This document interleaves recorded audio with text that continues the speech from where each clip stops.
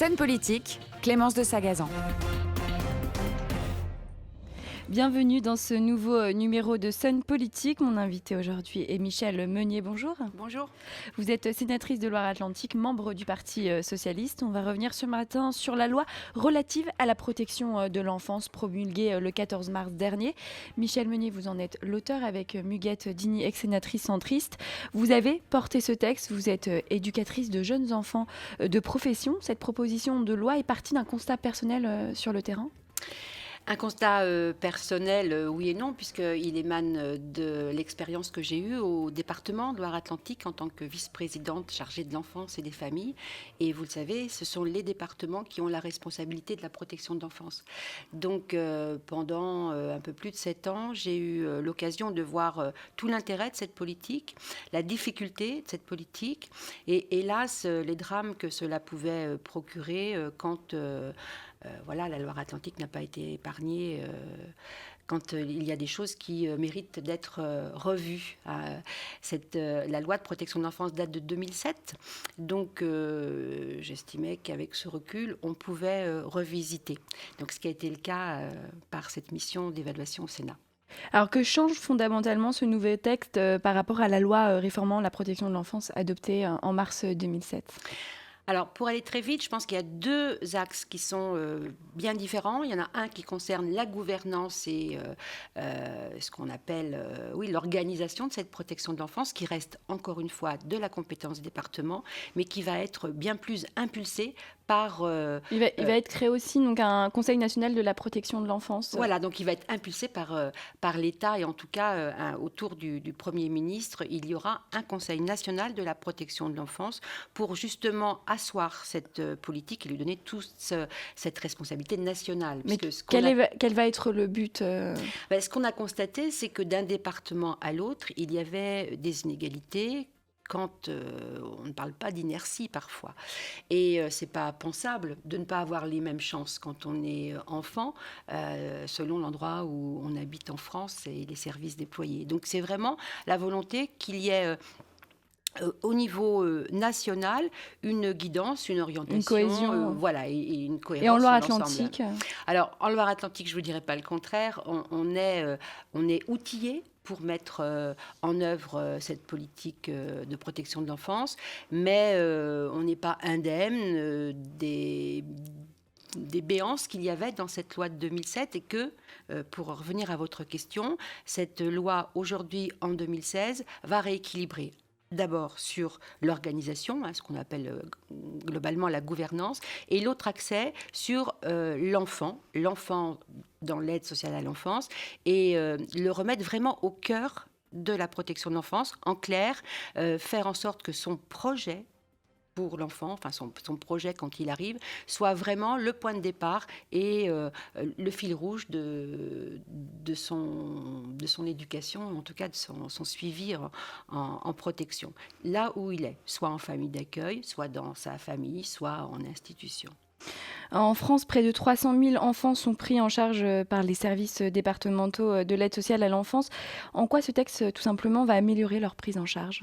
Alors, encore une fois, tout n'était pas mauvais, loin de là, dans la loi de 2007, mais on perdait parfois du temps et au bénéfice direct de l'enfant en protection. Donc, concrètement, une mesure, c'est que plus l'enfant est jeune et plus il faut se poser rapidement et de manière régulière les questions autour de son devenir et de son évolution du moment, bien sûr. Donc, mieux l'accompagner. Donc, voilà. Donc, alors, moins de 3 ans, ce sera tous les 6 mois que l'enfant devra...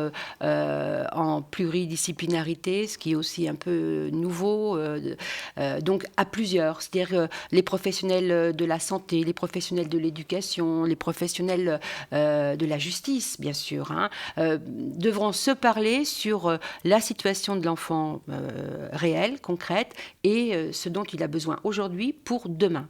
Donc voilà, c'est anticiper quelque part et sécuriser son parcours. Parce que, hélas, on sait que les conditions de vie et d'existence sont telles.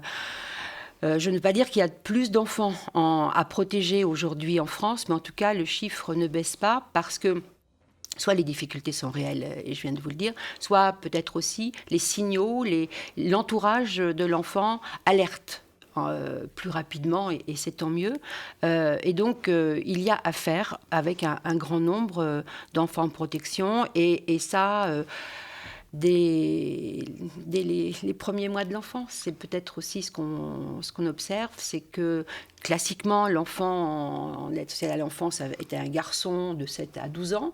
Or, maintenant, il y a un rajeunissement des enfants. Dû à quoi ? Alors, je vous le dis, peut-être qu'il y a un peu plus de prévention. Et c'est vraiment donc la bonne direction. Donc le repérage, et donc cette loi met l'accent aussi sur le besoin et la demande de formation des professionnels de l'enfance, de l'éducation, de la santé, etc., pour repérer, signaler et puis mettre à l'abri quand il y a danger, quand il y a carence et maltraitance. Alors, une des mesures phares, lorsque les enfants sont confiés à l'aide sociale, l'allocation de rentrée scolaire, l'ARS, ne sera plus versée à la famille, mais à la caisse des dépôts jusqu'à sa majorité. Elle sera ensuite versée à l'enfant. Pourquoi il y avait des abus avant ? Alors ça, c'est une mesure qui n'était pas dans la proposition de loi que j'ai réalisée avec Muguette Dini, mon ex-collègue. C'est le gouvernement qui l'a mis, et je trouve que c'est plutôt novateur. Et ça aussi, c'est l'expérience et l'écoute des anciens enfants de l'aide sociale à l'enfance, avec lesquels la ministre a eu de très bonnes relations et de contacts de travail. Cette mesure-là qui a été rajoutée, et ça consiste, comme je vous l'ai dit, par observation, souvent on reste en protection plusieurs années, en moyenne de 7 ans. Et tous les ans, donc cette allocation de rentrée scolaire va pouvoir être directement au bénéfice du jeune en sortie, et en sortie de la protection de l'enfance, pour son autonomie, c'est-à-dire pouvoir quitter les services, la famille d'accueil, pour vivre sa vie de jeune avec un petit pécule qu'il aura pu acquérir. Alors, c'est une mesure qui a été très décriée et qui a été rejetée au Sénat de manière systématique à ces 3 lectures, parce que... un problème de moyens. Voilà, c'est-à-dire que pas mal de sénateurs sont aussi représentants de leur département, et ça a télescopé avec d'autres sujets qui sont aussi importants, hein, je ne minimise pas, mais question des moyens. Et ça, voilà, mais c'est pas ces quelques centaines d'euros que le jeune pourra épargner, en tout cas conserver, qui vont changer la face des finances des départements, hein, dans cette politique qui, comme vous l'avez dit, concerne presque 300 000 enfants et plusieurs milliards d'euros en France. Hein. C'est énorme quand on sait l'argent dépensé sur cette politique publique. Alors cette année encore, des mineurs n'étaient pas scolarisés, ou encore le département de Loire-Atlantique avait du mal à leur trouver un logement. Pourquoi le département a-t-il tant de mal à trouver des solutions d'hébergement ? Y a-t-il une faille dans l'administration ? Là, il s'agit surtout des mineurs isolés étrangers. Voilà, que l'on appelle maintenant mineurs sans accompagnement. Et ça, c'est une vraie question. La circulaire de Madame Taubira en 2013 avait mis un peu plus d'équilibre. On parlait tout à l'heure en début d'entretien. C'était surtout l'Île-de-France qui était impactée, avec un peu le nord de la France. La Loire-Atlantique n'était pas indemne, mais disons qu'on arrivait à réguler le nombre d'entrées des mineurs isolés étrangers. Bon, la crise que l'on constate depuis plusieurs mois, la question des migrants, évidemment, a amené un nombre supplémentaire, d'autant que des départements, et tout près dans la région, n'ont pas pris cette organisation qui, globalement et rapidement, repose sur un pourcentage de jeunes, hein, par rapport à la population d'un département. Donc, on exige à ce que le département accueille, je pense que c'est 10 à 15% de la population de jeunes concernés, et donc l'intègre dans les services de protection de l'enfance. Donc, la Loire-Atlantique le faisait. Par contre, des départements voisins, Maine-et-Loire et Vendée, pour ne pas les nommer, n'ont pas mis cette application à place parce que cette circulaire n'avait pas de base légale. Maintenant, avec la loi de mars 2016, il y a une mesure qui assoit la circulaire de Madame Taubira et qui fera donc une contrainte légale à chaque département d'organiser l'arrivée et l'accueil des mineurs isolés étrangers, et donc qui va faciliter. Quand nous avons fait le rapport avec Muguet-Dini, préalable à cette proposition de loi, moi je pense que la question des mineurs isolés étrangers nécessitait une proposition de loi à part entière, puisque c'est une vraie question qui émane de la protection de l'enfance, mais pas que, et qui concerne aussi la politique des jeunes. On a beaucoup parlé de la garantie jeune aujourd'hui, et je pense que ces mineurs qui arrivent n'ont pas les mêmes besoins qu'un mineur en protection de l'enfance. Quels sont leurs besoins ? Alors, les besoins, ils sont surtout de l'apprentissage de la langue française. Ils sont des besoins autour de l'autonomie, autour d'un logement, autour soit d'un complément de formation. Ça dépend de là où ils viennent. Et bon, ils ont tous subi des violences, ça c'est évident. Donc, ils ont aussi besoin d'accompagnement psychologique ou d'ordre de médical.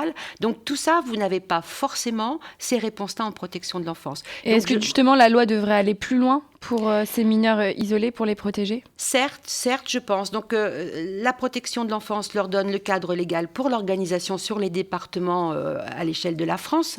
Donc ça, c'est sûr. Et puis, il y a la question donc, de la détermination de l'âge. Et là, ça a été très controversé. Donc les tests osseux ne sont plus en France la seule possibilité, parce qu'on sait que vraiment, il y a trop de décalage. Ça peut aller jusqu'à 24 mois d'incertitude sur l'âge. Donc ça ne peut pas être la seule façon de constater la majorité du jeune, mais ça doit être dans un faisceau d'indices. Mais ceci dit, moi j'entends bien les associations qui sont contre ces tests osseux en eux-mêmes, et je dis la discussion reste ouverte, en tout cas on ne peut pas en rester là. C'est un premier pas pour assurer, mais ce n'est pas la panacée. Merci Michèle Meunier d'avoir répondu à nos questions. Une interview à retrouver en podcast sur le www.leçonunique.com. Et dans quelques minutes, on revient pour vous faire un tour de l'actualité à 8h plus précisément. Place à la musique avec Gibraltar d'Abd Al-Malik.